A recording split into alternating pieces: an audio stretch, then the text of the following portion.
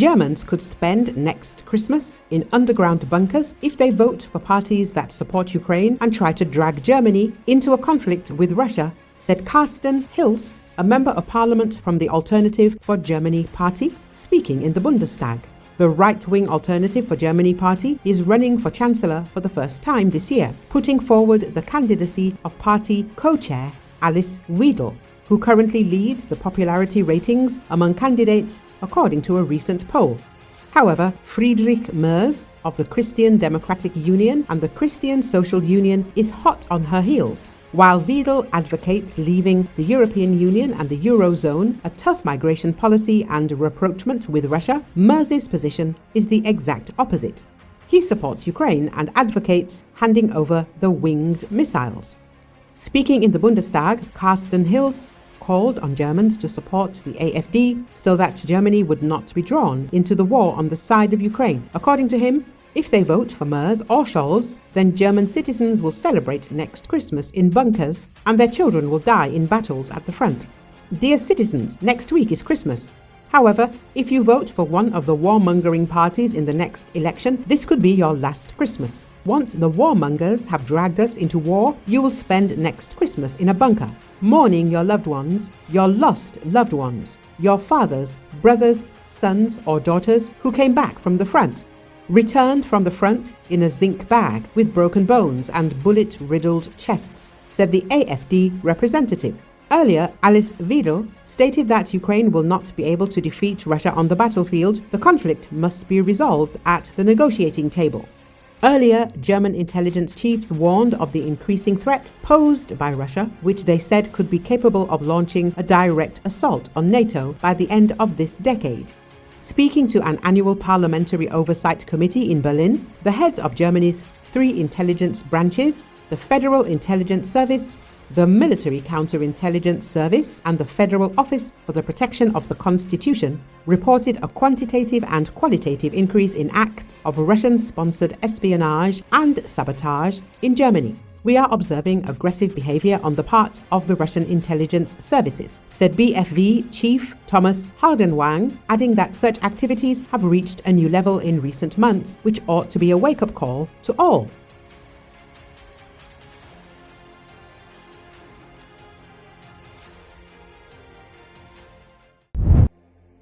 Maia Sandu has begun her second term as the President of Moldova after being sworn into office on Tuesday. Watched by MPs and members of the country's constitutional court, Sandu began her final 4-year term and hopes to boost ties to the EU following a referendum earlier in the year. At the service, Sandu said, "European integration is our path to security and well-being." But she warned, "Let's not take it as a business-class ticket to paradise. It is not a miraculous solution to all our problems." In October, Moldova's pro-Western President Maia Sandu won a second term in office, and a referendum voted in favor of securing the country's path toward the EU, in 2 votes overshadowed by ongoing claims of Russian interference to derail the country's westward shift in recent years. Russia denies it is meddling in Moldova. Just 10 days ago, Moldova's parliament voted in favor of imposing a state of emergency in the energy sector over fears that Russia could leave the European Union candidate country without sufficient natural gas supplies this winter. A majority in Moldova's 101-seat legislature voted to pass the state of emergency, which started on December 16 and lasts 60 days. A special commission will urgently adopt measures to manage imminent risks if Moscow fails to supply gas to the Kyiv power plant, the country's largest, which is situated in the separatist pro-Russian Transnistria region. Moldovan Prime Minister Doran Risian said his country faces an exceptional situation in which Moscow could deliberately weaponize energy flows to destabilize the country and potentially leave people in the middle of winter without heat and electricity. Russian energy giant Gazprom supplies the gas-operated Kyiv plant, which generates electricity that powers a significant portion of Moldova proper. The plant was privatized in 2004 by Transnistrian officials and later sold to a Russian state-owned company. Moldova doesn't recognize the privatization.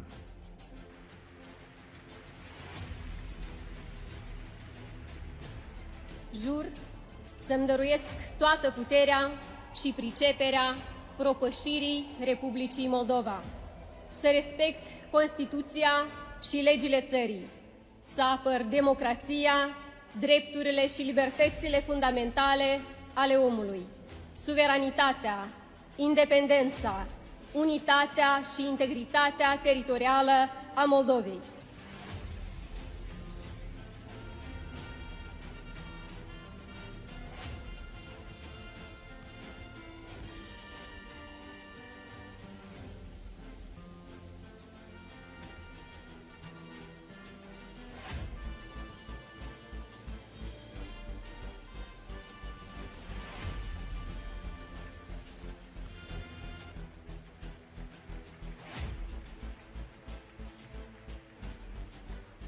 Integrarea europeană e calea noastră spre siguranță și bunăstare, dar să nu o credem un bilet la clasa business spre paradis.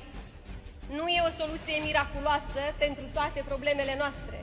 Nu vor veni francezii să ne facă justiție, danezii să ne colecteze deșeurile sau nemții să ne administreze vămile. Noi suntem stăpânii și responsabili de viața noastră, de țara noastră.